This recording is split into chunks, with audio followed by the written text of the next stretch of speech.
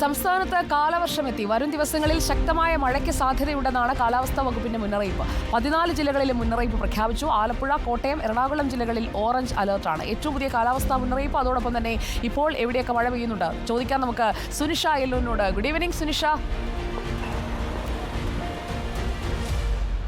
Good evening Sunisha, കാലവർഷം എത്തി എന്നൊക്കെ ഞാൻ ഇങ്ങനെ വലിയ മാസമായിട്ടൊരു ഇൻട്രോ പറയാനൊക്കെ ശ്രമിച്ചു. അപ്പോഴാണ് ഞാൻ നേരത്തെ കണ്ട ഒരു ട്രോൾ എൻ്റെ മനസ്സിലേക്ക് വന്നത്. അതായത് നേരത്തെ അപ്പോൾ പെയ്തതൊക്കെ എന്തായിരുന്നു എന്നുള്ള ഒരു ട്രോള് സുനിഷയെ കണ്ടു കാണുമല്ലോ. അപ്പോൾ മഴയിലാണ് നമ്മൾ. അപ്പോൾ ഔദ്യോഗികമായി കാലവർഷം എത്തി. ഇനി അങ്ങോട്ട് എന്താണ് പ്രതീക്ഷിക്കേണ്ടത്?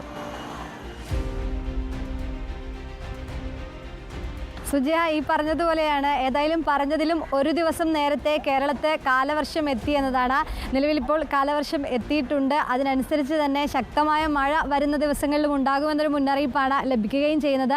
കഴിഞ്ഞ 2 ദിവസം മുന്നേ വരെ കിട്ടിയത് ഈ കാലവർഷത്തിന് അനുസരിച്ചുള്ള മഴ തന്നെ, കാലവർഷത്തോടനുബന്ധിച്ചുള്ള മഴ തന്നെയാണ് എന്നതായിരുന്നു വിദഗ്ധർ പറഞ്ഞിരുന്നത്. അതിനു മുന്നേ ലഭിച്ചിരുന്നത് വേനൽ മഴയാണ് എന്നുകൂടി ഓർമ്മിപ്പിക്കുന്നു. ഏതായാലും കാലവർഷം കേരള തീരത്ത് എത്തിയിട്ടുണ്ട്. ഒപ്പം തന്നെ അറബിക്കടലിന് മുകളിൽ കേരള തീരത്തായി ചക്രവാത ചുഴി രൂപപ്പെട്ടിട്ടുമുണ്ട്. അതുകൊണ്ട് തന്നെ വരുന്ന ദിവസങ്ങളിൽ ശക്തമായ മഴയ്ക്കുള്ള സാധ്യതയാണ് കാലാവസ്ഥാ കേന്ദ്രം പറയുന്നത്. ഇന്ന് എല്ലാ ജില്ലകളിലും മഴ മുന്നറിയിപ്പ് നൽകിയിട്ടുണ്ട്. അതിൽ പ്രധാനമായും അതിശക്തമായ മഴ മുന്നറിയിപ്പ് കോട്ടയം, എറണാകുളം, ആലപ്പുഴ ജില്ലകളിലാണ് നൽകിയിട്ടുള്ളത്.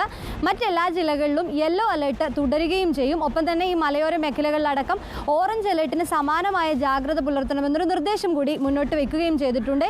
ഇനി അടുത്ത ദിവസങ്ങളിലേക്ക് നോക്കുകയാണെങ്കിൽ നിലവിലത്തെ കണക്കുകൾ പ്രകാരം തിരുവനന്തപുരം, കൊല്ലം ഒഴികെ മറ്റെല്ലാ ജില്ലകളിലും വരുന്ന 3 ദിവസം കൂടിയും ശക്തമായ മഴയുണ്ടാകും. അടുത്ത ദിവസങ്ങളിലടക്കം അതിശക്തമായ മഴയ്ക്കുള്ള സാധ്യതയുണ്ട് എന്നതാണ് കാലാവസ്ഥാ കേന്ദ്രം പറയുന്നത്. ഒപ്പം തന്നെ മഴ മാത്രമല്ല, ശക്തമായ കാറ്റിനുള്ളൊരു സാധ്യത കൂടിയുണ്ട്. ഒരു ഏകദേശം 55 കിലോമീറ്റർ വേഗതയിൽ വീശിയടിച്ചേക്കാവുന്ന കാറ്റാണ്. അതിനനുസരിച്ചുള്ള ജാഗ്രത പാലിക്കണം.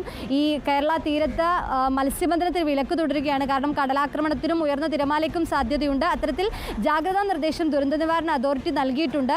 ഇപ്പോൾ തിരുവനന്തപുരത്ത് നിലവിൽ രാവിലെ മുതൽ തന്നെ ചെറിയ രീതിയിൽ ചാറ്റൽ മഴ അടക്കം മാത്രമേ ഉണ്ടായിരുന്നുള്ളൂ. വലിയ മഴയൊന്നും തന്നെ ലഭിച്ചിരുന്നില്ല. ഏതായാലും നിലവിലും അതുതന്നെയാണ്, സമാനമാണ് സ്ഥിതി.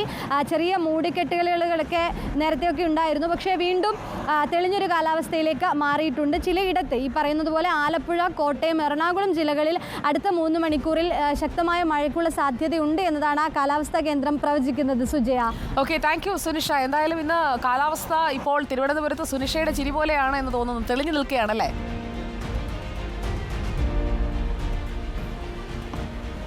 തിരുവനന്തപുരത്തെ തെളിഞ്ഞ കാലാവസ്ഥയാണ്. അതെ അതെ. Okay, thank you Sunisha. കൂടുതൽ അപ്ഡേറ്റുകൾക്കായി വീണ്ടും എത്താം നമുക്ക് സുനിഷ യെല്ലൂരിലേക്ക്. നമ്മുടെ പ്രേക്ഷകരിൽ ഒരാൾ സൂര്യകിരണം പറയുന്നു, 4-ാം തീയതിയിലെ കനത്ത മഴയിൽ കേരളത്തിൽ ഏത് മുന്നണി ഒഴുകിപ്പോകുമെന്നറിയാൻ കേരളം കാതോർത്തിരിക്കുന്നത്. അതൊരു നല്ല കമൻറ്റാണ്.